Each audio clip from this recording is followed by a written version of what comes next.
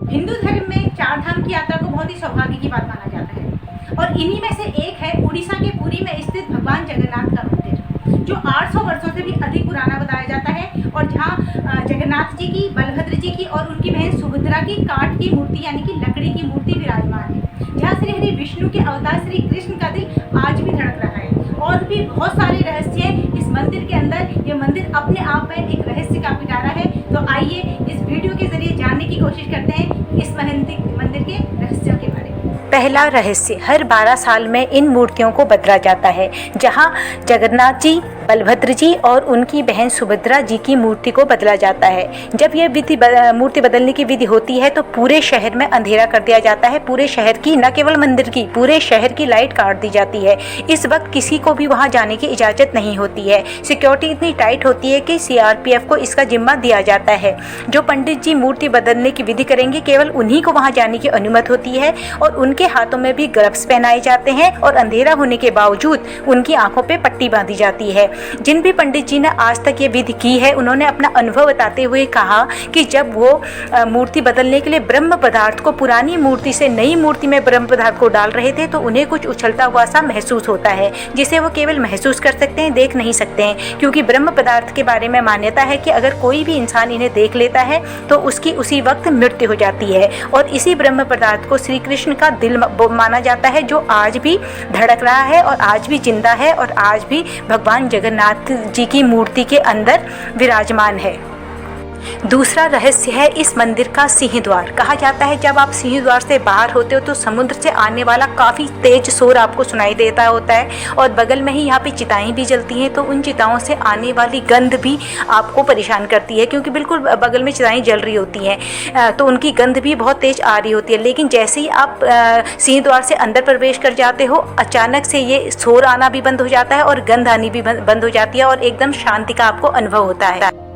तीसरा रहस्य है भगवान जगन्नाथ जी के मंदिर के शीर्ष पे लगे भगवान नारायण जी का सुदर्शन चक्र। अष्ट धातु से बने इस चक्र को नील चक्र भी कहा जाता है और इसका निर्माण इस तरीके से किया गया है कि आप पुरी के किसी भी इलाके से इसको देखोगे तो ये आपको दिखाई देगा और जिस भी दिशा से आपको इसको देखोगे तो आपको लगेगा इसका मुंह उसी दिशा में है। तो ये भी एक अपने आप में रहस्य है। चौथा रहस्य है नो फ्लाइंग जोन। जी हाँ, अक्सर आपने देखा होगा कि मंदिर के गुम्मट पे, ऊंचाई पे कुछ पक्षियाँ या कबूतर बैठते हैं, लेकिन यहाँ बैठना तो दूर, इसके ऊपर से कोई पक्षी कभी उड़ता हुआ भी दिखाई नहीं देता है। कोई प्लेन, कोई हवाई जहाज, कुछ भी इसके ऊपर से नहीं उड़ सकता है, कोई पतंग तक नहीं उड़ सकती है। तो ये अपने आप में नो फ्लाइंग जोन बना हुआ है, तो ये भी इसका एक रहस्य है।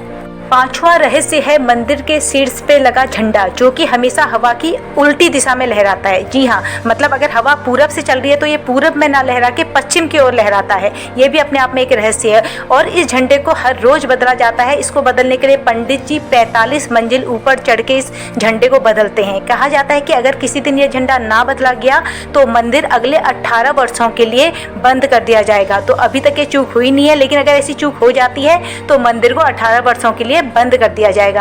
छठा रहस्य, इसने तो विज्ञान को भी पूरी तरह से फेल कर दिया है, क्योंकि विज्ञान ये कहता है कि कोस्टल एरिया में जो हवा की दिशा होती है वो दिन के समय समुद्र से जमीन की तरफ होती है और रात को जमीन से समुद्र की तरफ होती है। लेकिन यहाँ इसका पूरी तरह से उल्टा होता है।